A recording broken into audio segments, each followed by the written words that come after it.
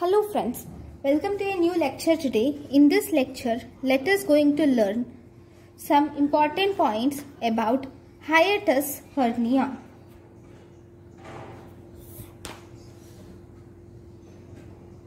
Hiatus hernia is an acquired hernia, it is an acquired hernia which is most commonly seen in adults. Right. We have 4 different types of hiatus hernia. If you see the types. First we have sliding hernia, where the herniation of gastroesophageal junction, that is displacement of gastroesophageal junction upwards into the thorax, is seen in the first type of hernia, which is called as sliding hernia.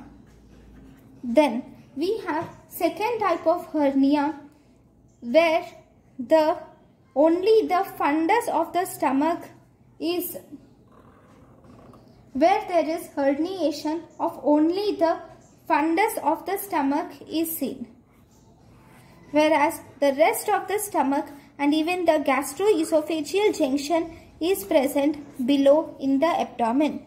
This is type 2 or rolling hernia. This is also called as true paraesophageal hernia. Then we have third type of hernia, where you see both sliding and rolling hernia together.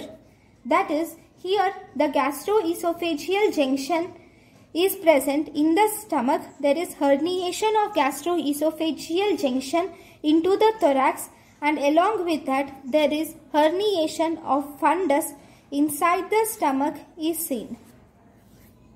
Okay, this is mixed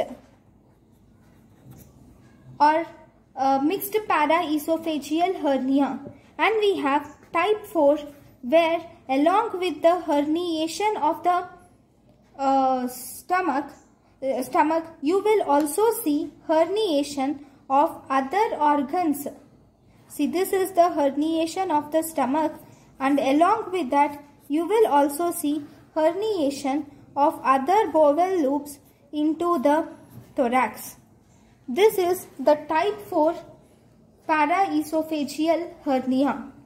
So, if you were asked in the type 1 paraesophageal hernia, you have normally phrenicoesophageal membrane, which is present normally. Surrounding the hernia, you see the phrenicoesophageal membrane to be intact. Okay, but here this side the phrenicoesophageal membrane is intact, but here the phrenicoesophageal membrane is torn. Then, if you see, along with this phrenicoesophageal membrane, we also have peritoneal fold. Okay, now in type 2, the peritoneal fold is covering the entire hernia. Okay, this is peritoneal fold which is covering the entire hernia in type 2. Sorry, peritoneal fold is covering the entire hernia in type 2. Whereas in type 1, the peritoneal fold is only present on one side. Okay. Then, if you see the symptoms of this hernia, in the first symptom has the gastroesophageal junction is present in the thorax rather than in the abdomen. There is increased chances of reflux is seen in the sliding hernia.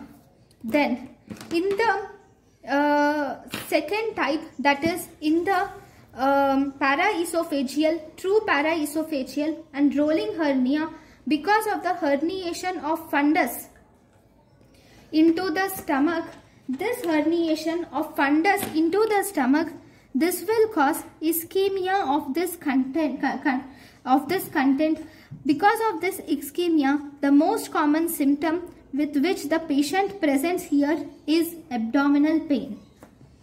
Whereas in type 3, because we have both type 1 and type 2 together, because of type 1 you will see reflex, and because of type 2 ischemia you see abdominal pain. So here the patient presents with both reflex and abdominal pain.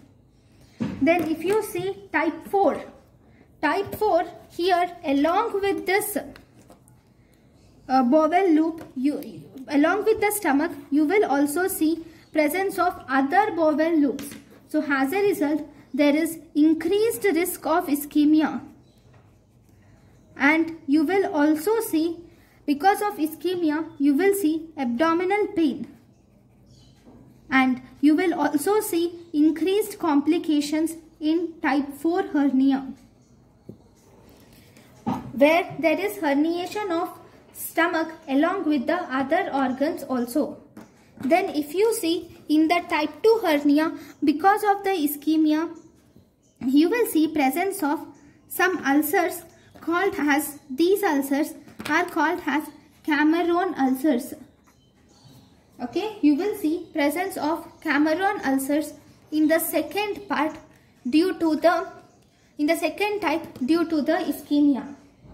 Right? So, if you were asked among all these types of hernia, what is the most common type of hernia?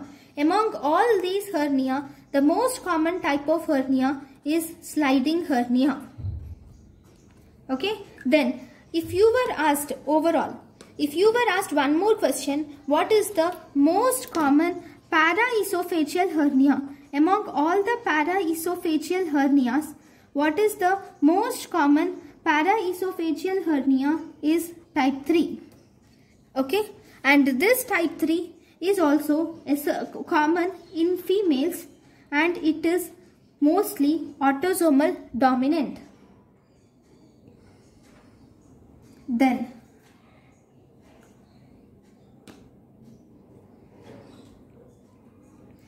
fine, among all this, especially in type 4 hernia, in type 4 you will see that 50% of the patients present to the emergency with the abdominal pain, ischemia and bowel obstructions. Now,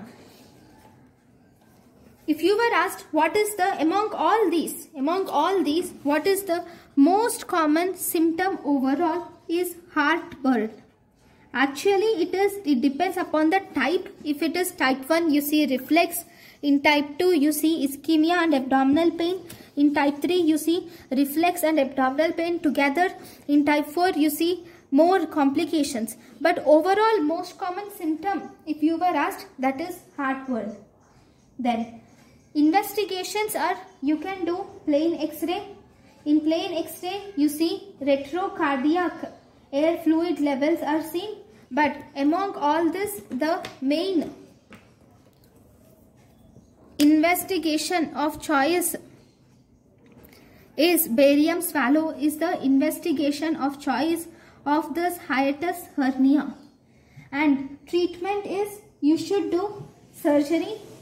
Nowadays we have laparoscopic hernia repair can be done. Laparoscopic repair of hernia can be done nowadays. Okay. Now,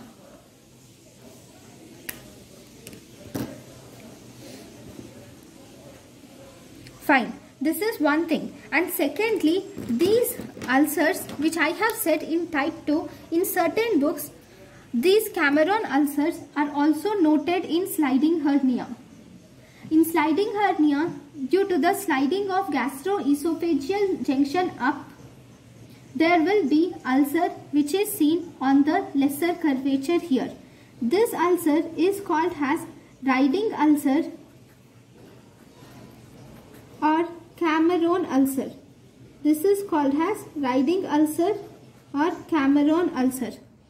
So, in entrance examination, especially for NEET PG, if you were asked where is the Cameron ulcer located, then always write it as type 1. That is, in sliding hernia, it is located in the lesser curvature. On the lesser curvature. This is seen in one book, so do not mention this. Okay, so this is about the hiatus hernia. So thank you guys for watching my lecture. Thank you.